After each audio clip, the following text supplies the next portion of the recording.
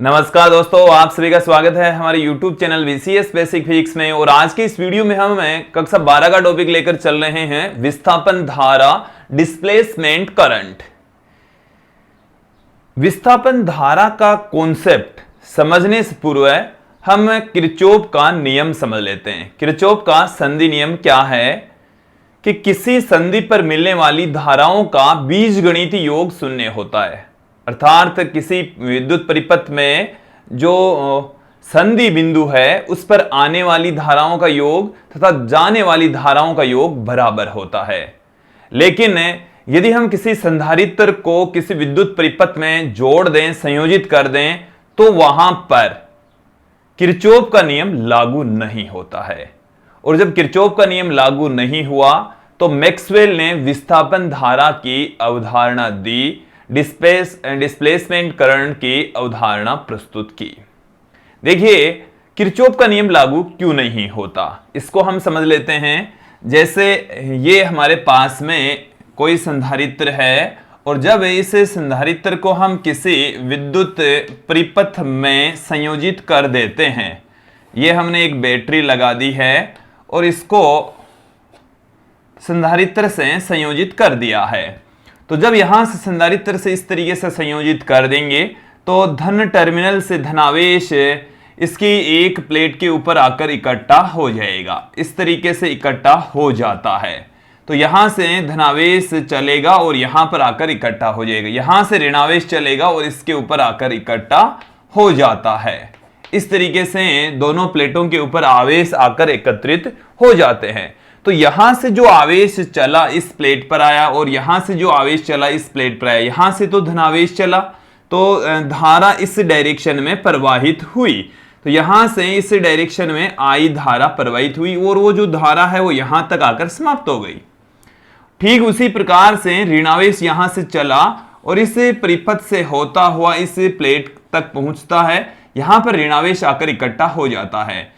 जब ऋणावेश इधर से इधर की ओर गति करता, अर्थात धारा इधर से इधर की ओर आती है। धारा की डायरेक्शन यहां से यहां तक धारा जा रही है, फिर यहां पर कोई धारा बीच में प्रवाहित नहीं हो रही, फिर यहां से धारा यहां तक होती हुई आ रही है। तो धारा का प्रवाह हो रहा है जो वायर हमने जोड़ रखे हैं संधारित्र से उसमें। लेकिन यदि मैं इस बिंदु की बात करूं, इस बिंदु पर धारा आ तो रही है लेकिन जा नहीं रही। जबकि किरचॉफ का नियम यह कहता है कि किसी बिंदु पर या किसी संधि पर मिलने वाली धाराओं का बीजगणित योग शून्य होता है। तो यहां पर इस बिंदु पर धारा आ तो रही है लेकिन जा नहीं रही, अर्थात किरचॉफ का नियम लागू नहीं होता।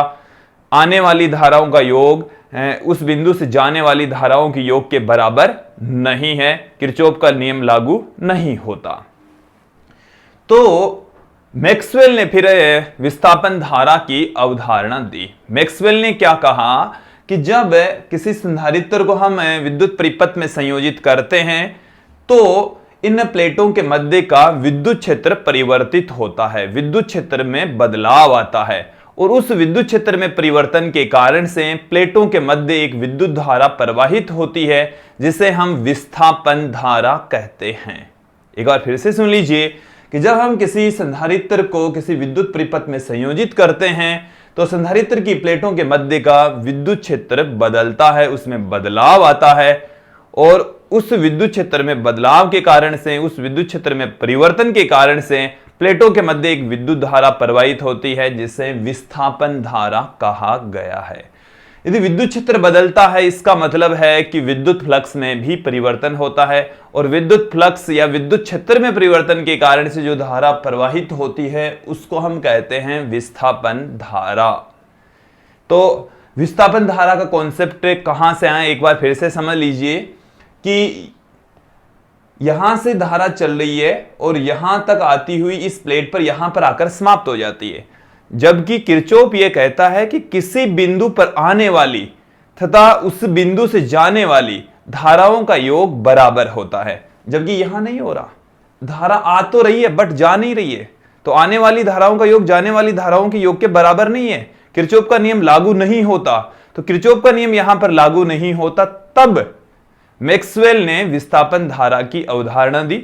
मैक्सवेल ने क्या कहा सुन लीजिए कि जैसे ही हम इस संधारित्र को इस बैटरी से संयोजित करेंगे, जोड़ेंगे, तो यहां पर धीरे धीरे आवेश की मात्रा, जैसे यहां पर पहले इस तरीके से आवेश आता है, तो यहां पर विद्युत क्षेत्र पहले तो 0 था, इस तरीके से आवेश आया तो विद्युत क्षेत्र का मान बढ़ा, और जैसे फिर से यदि आप आवेश और आता है तो विद्युत क्षेत्र का मान और बढ़ेगा।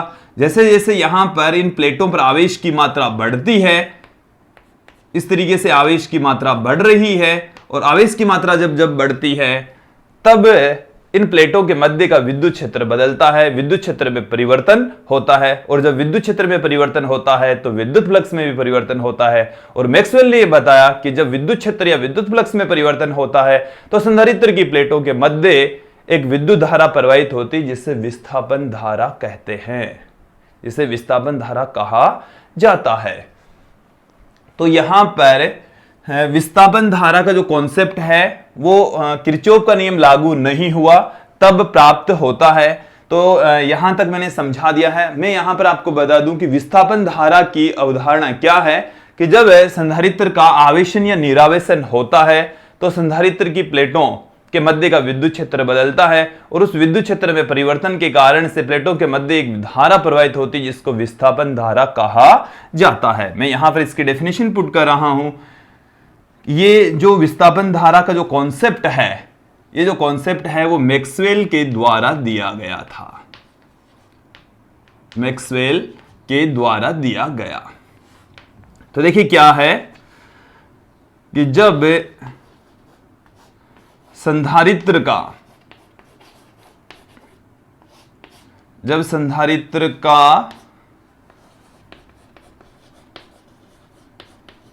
आवेशन या निरावेशन होता है, जब संधारित्र का आवेशन या निरावेशन होता है तो संधारित्र, ये जो संधारित्र की प्लेटें हैं उन पर आवेश की मात्रा बदलती है। संधारित्र की प्लेटों के मध्य का विद्युत क्षेत्र बदलता है, संधारित्र की प्लेटों के मध्य का विद्युत क्षेत्र, संधारित्र की प्लेटों का मध्य का विद्युत क्षेत्र परिवर्तित होता है, परिवर्तित होता है, जिसके कारण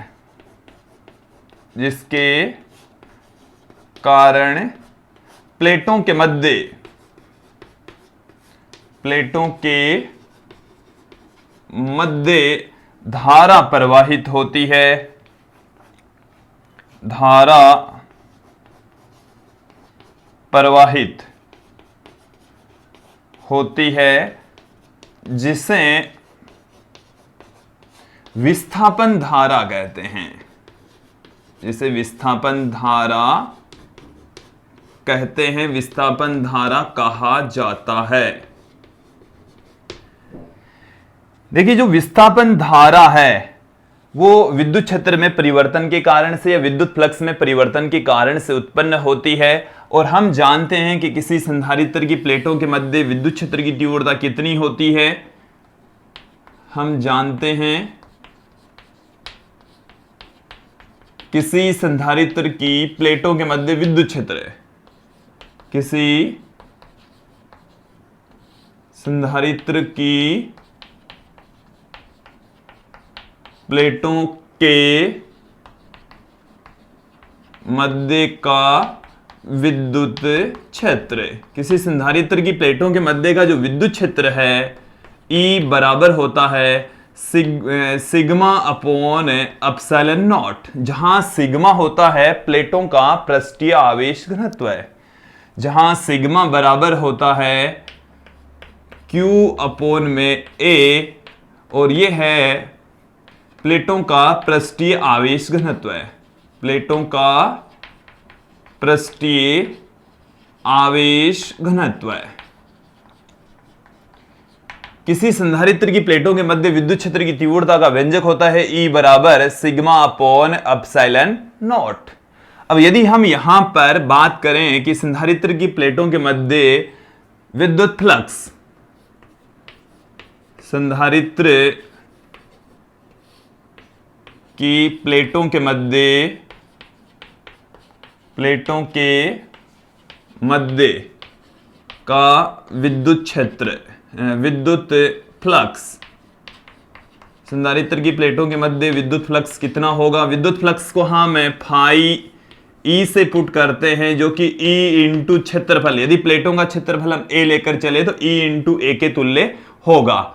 और यहां से देखिए सिग्मा के स्थान पर हम क्यू अपॉन में ए पुट कर सकते हैं, और जब यहां पर ई की वैल्यू पुट कर दें क्यू अपॉन में ए एप्सिलॉन नॉट, ए यहां पर पढ़ाई है तो ए से ए कैंसिल हो गया, क्यू अपॉन में एप्सिलॉन नॉट आ जाता है, क्यू अपॉन में एप्सिलॉन नॉट। अब यदि हम इस इक्वेशन का जो phi equal to Q upon में एप्सिलॉन नॉट है, इसको हम टी के रेस्पेक्ट डिफरेंशिएट कर दे तो उपरोक्त समीकरण का ये टी समय है के सापेक्ष अवकलन करने पर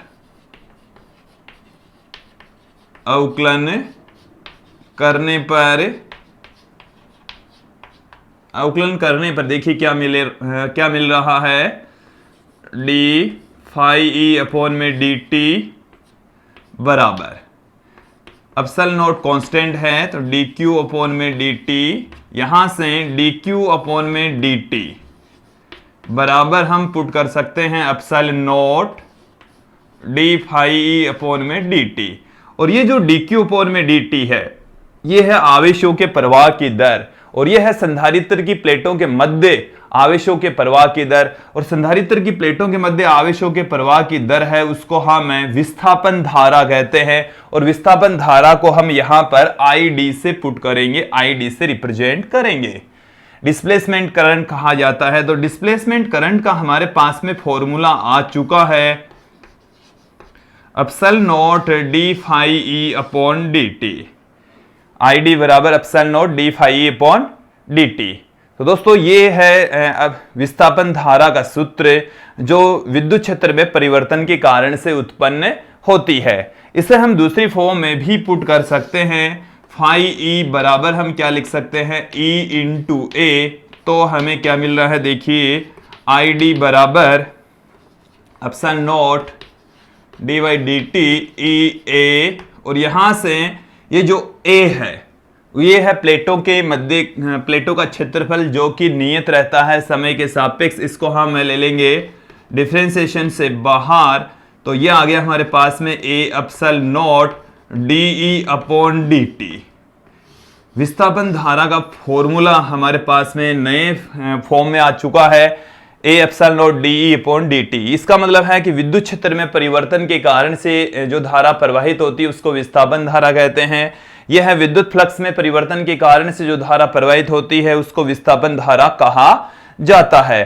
तो दोस्तों किसी संधारित्र की प्लेटों के मध्य विद्युत क्षेत्र में परिवर्तन या विद्युत फ्लक्स में परिवर्तन के कारण से जो धारा प्रवाहित होती है उसे विस्थापन धारा कहा जाता है। एक्चुअल में यहां से कोई आवेश प्रवाहित नहीं होता, जिस प्रकार से किसी वायर में से आवेशों का प्रवाह होता है। तो ये इन दोनों प्लेटों के मध्य का जो रिक्त स्थान है उसमें विद्युत क्षेत्र की वजह से, विद्युत क्षेत्र में परिवर्तन के कारण से धारा का प्रवाह होता है, जिसे हम विस्थापन धारा कहते हैं। तो दोस्तों ये थी विस्थापन धारा, और मुझे उम्मीद है आप लोगों को ये जो विस्थापन धारा का कॉन्सेप्ट है अच्छे से समझ में आया होगा। आज के इस वीडियो में इतना ही, धन्यवाद दोस्तों।